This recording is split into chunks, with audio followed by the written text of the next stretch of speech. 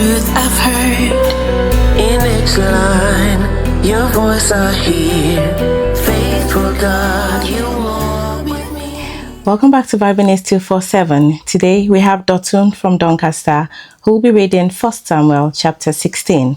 In this chapter, God chooses David to be anointed as the king of Israel, and the Spirit of the Lord comes upon him, while Saul begins to struggle with distress. Now let's listen as he reads. Now the Lord said to Samuel, "How long will you mourn for Saul, seeing I have rejected him from reigning over Israel? Fill your horn with oil and go. I am sending you to Jesse the Bethlehemite, for I have provided myself a king among his sons."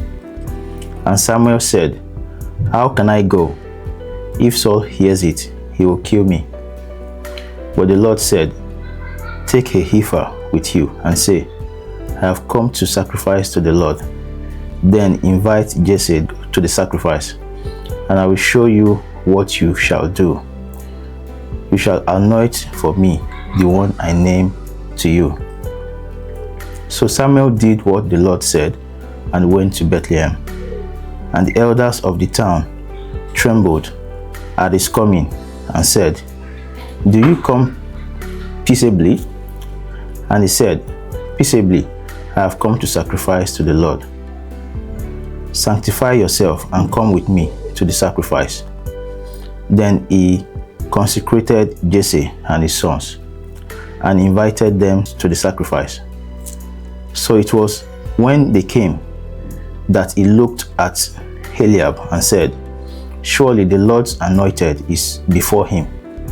But the Lord said to Samuel, "Do not look at his appearance or at his physical stature, because I have refused him. For the Lord does not see as man sees. For man looks at the outward appearance, but the Lord looks at the heart." So Jesse called Abinadab and made him pass before Samuel. And he said, "Neither has the Lord chosen this one." Then Jesse made Shammah pass by, and he said, "Neither has the Lord chosen this one." Thus Jesse made 7 of his sons pass before Samuel. And Samuel said to Jesse, "The Lord has not chosen this." And Samuel said to Jesse, "Are all the young men here?" Then he said, "There remains yet the youngest, and there he is, keeping the sheep." And Samuel said to Jesse, "Send and bring him, for we will not sit down till he comes here." So he sent and brought him in. Now he was ruddy, with bright eyes, and good looking. And the Lord said, "Arise, anoint him, for this is the one."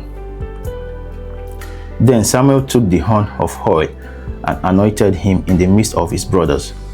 And the Spirit of the Lord came upon David from that day forward.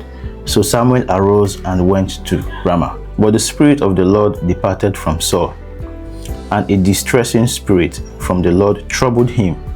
And Saul's servants said to him, "Surely a distressing spirit from God is troubling you.